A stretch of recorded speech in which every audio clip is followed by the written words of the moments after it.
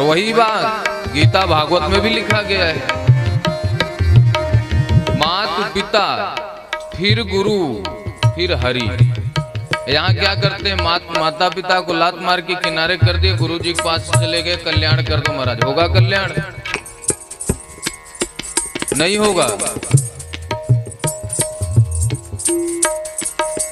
बिनहि विचारे करहि शुभ जान, बिनहि विचारे करहि शुभ जानी, करहि शुभ जानी, करहि शुभ जानी, करहि शुभ जानी।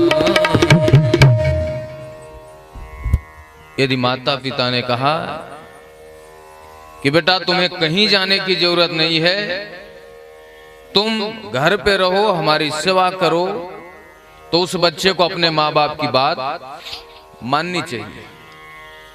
यदि उस बात को न मान करके वो चला गया कि मैं भजन करूंगा, तपस्या करूंगा, तो उससे बड़ा पापी कोई और नहीं है, क्योंकि उसने प्रथम गुरु का अपमान कर दिया। सबसे बड़ी गुरु, सबसे बड़ी माँ कोई, भगवान कोई है तो आपकी माँ है। माँ जो निर्देश करे उस निर्देश का पालन करना चाहिए। लोग कलयुग में भक्ति के लिए गुरु के पास नहीं जाते, जो भी जाते हैं यही कहते हैं कि हमारे ऊपर ऐसी कृपा कर दो कि हमारा भंडार बढ़ जाए, हमारा गाड़ी आ जाए, हमारा मकान बन जाए, हमारी शादी हो जाए, यही सब चलता है। महाराज ऐसा कर दो हमारे पास धन ही धन आ जाए। क्या करोगे धन कमा के? एक आध क्विंटल गेहूं लाद के ले जाओगे क्या? कोई ऐसी व्यवस्था हो? ले जाने की व्यवस्था तो हम लोग सोचे भैया एक आध गाड़ी लदवा लें, वहां काम आएगा। ना पैसे ले जा पाओगे, ना धन ले जा पाओगे।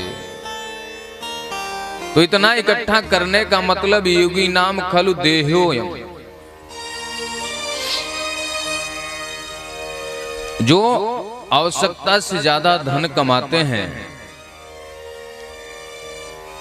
वो योगी नहीं बोले जाएंगे या भक्त नहीं बोले जाएंगे, क्योंकि उनकी आसक्ति केवल धन कमाने में है।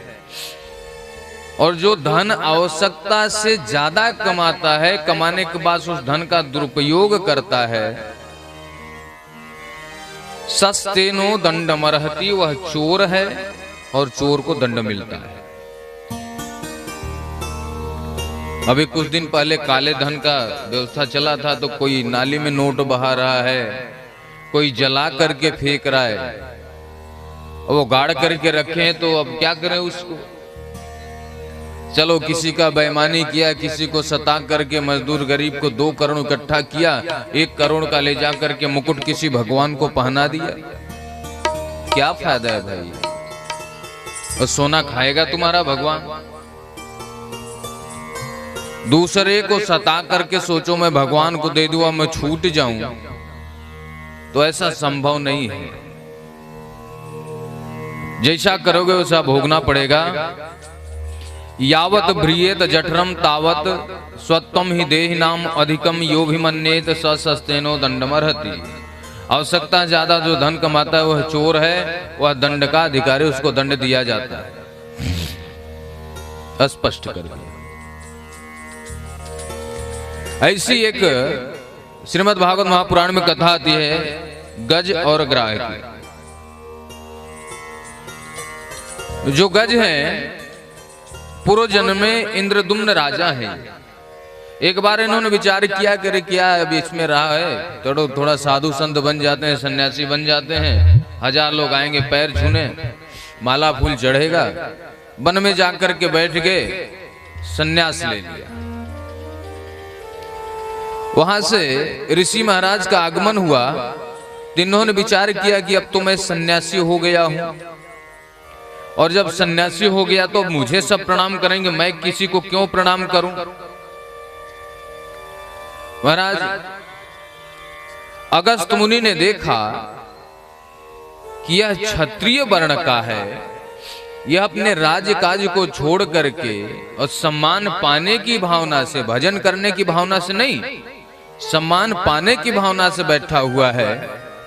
और एक ऋषि को देख करके इसने प्रणाम भी नहीं किया, तो अगस्त मुनि श्राप दे दिए।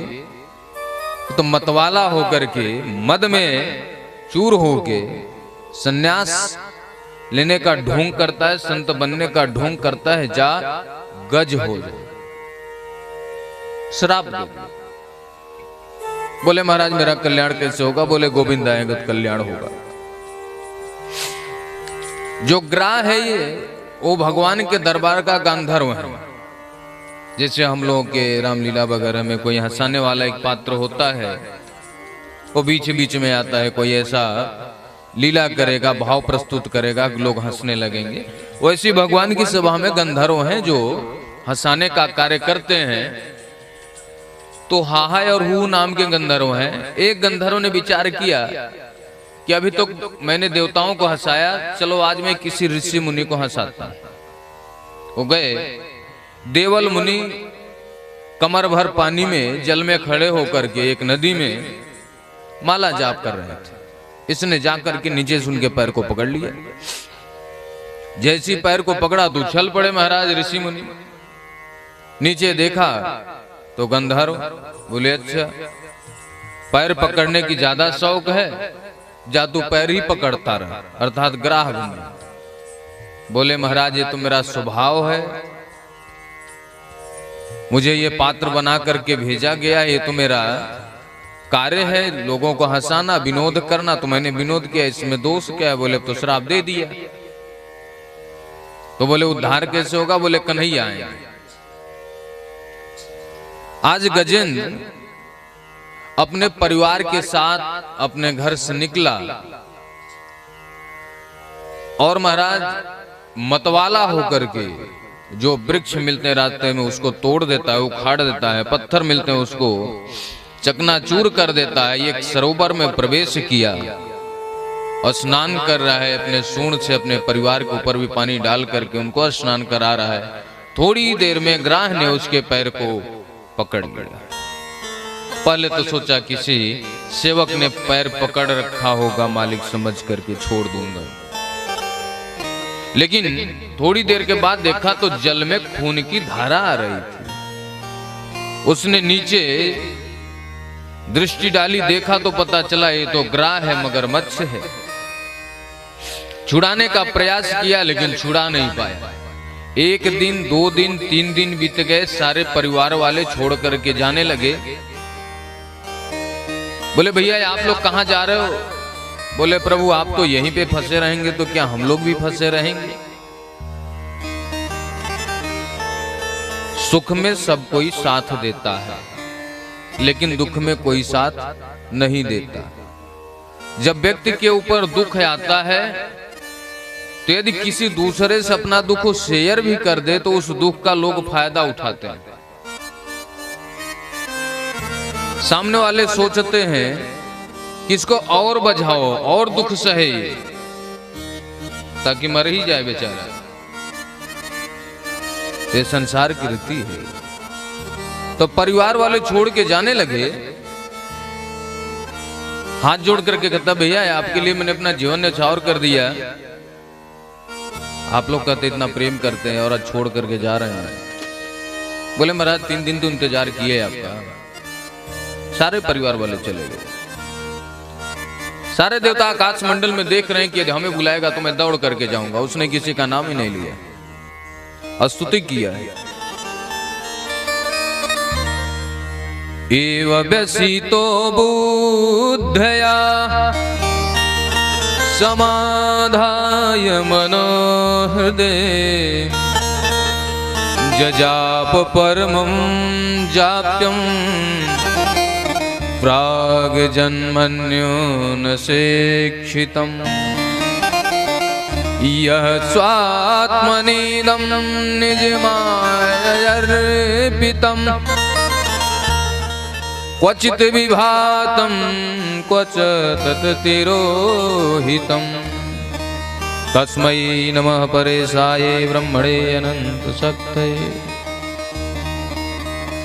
अरूपाय रूपाय नमः आश्चर्य कर्मणे।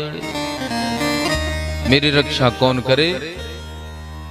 हे क्षेत्र के मालिक क्षेत्रज्ञ, आप आकर के हमारी रक्षा करें। हे अखिल ब्रह्मांड के नायक, आप आकर के हमारी रक्षा करें। हे चराचर जगत के मालिक, आप आकर के हमारी रक्षा करें। हे संतों के सुखदाता, आप आकर के हमारी रक्षा करें। नाम नहीं ले तो ब्रह्मा जी ने विचार किया, ब्रह्मादयो विविध लिंगाभिदाभिमाना, मेरा नाम लेके नहीं बुला रहा तो मैं क्यों जाऊं? अभिमान आ गया। काली मैया दुर्गा मैया भी सोच रही कि ये मुझे नहीं बुला रहा तो मैं नहीं जाता। भगवान ने देखा जो किसी का नाम नहीं वही तो मेरा नाम है। गरुड़ जी को इशारा किया, भैया चलना है। गरुड़ जी ने विचार किया कि जब भी इनको जरूरत पड़ती है हमारे पास ही आते हैं। भगवान समझ गए इनको भी एक ग्रह ने पकड़ रखा है। तो गोविंद ने अपनी एक कानी अंगुली गरुड़ जी के पीठ के ऊपर रख दिए। बोले महाराज जमीन से ऊपर तो उठो। उन्होंने लाख प्रयास किया लेकिन तिल भर भी जमीन नहीं छोड़ पाए।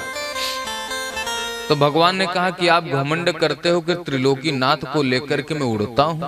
अरे आपकी क्या सामर्थ्य जो हमें आप लेकर के चलो, मैं ही अपने दोनों पैरों के बीच में बांध करके आपको चलता हूं। बोले महाराज पधारो, बैठे। और जैसे ही गोविंद आए और जैसे ही गजेंद्र ने देखा, सोयंत सरासिरुवलेन गृहीतयार्तो दृष्ट्वा गरुत्मतिं हरिं खौपात चक्रम् उतक्षिप्य साम्बुजकरं गिरमाह कृक्ष श्रीमन्नारायण खिल गुरो भगवन् नमस्ते। अपनी सूंड से एक कमल पुष्प उखाड़ करके गोविंद को समर्पित किया। गोविंद आए, उसके सूंड को पकड़ करके बाहर खींचा, अपने चक्र सुदर्शन से ग्राह का कल्याण कर दिया। किसी ने पूछा महाराज आपने गजेंद्र का कल्याण किया या ग्राह का? बोले मेरे सामने जो आ जाता उसका कल्याण हो जाता। एक बार कन्हैया का जन्मदिन था तो यशोदा मैया अपना दीप प्रज्वलित करने के लिए यमुना किनारे गई। वो दीपक जला करके यमुना में डाल